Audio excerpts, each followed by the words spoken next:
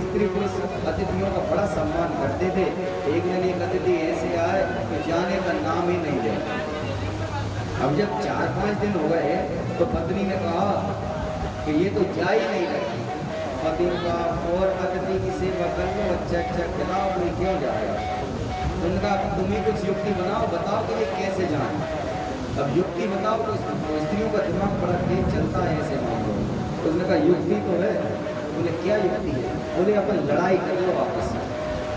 पति ने कहा अपन तो लड़ाई होती ही नहीं है। उन्होंने कहा वैसे ही कर लो, झूठी झूठी लड़ाई कर लो। कहा ठीक है झूठी झूठी कर ले।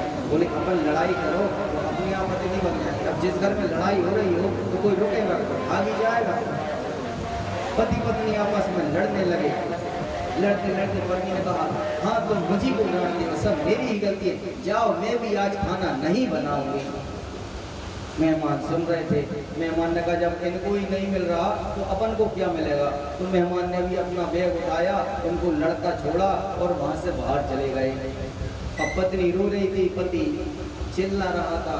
जब मेहमान चले गए तो पति ने कहा अरे रोती क्यों है, मैंने थोड़ी तुझे सचमुच डांटा है, मैं तो वैसे ही झूठी झूठी डांट रहा था। तो पत्नी बोली मैं भी सचमुच थोड़ी रो रही थी, मैं भी झूठी झूठी रो रही थी।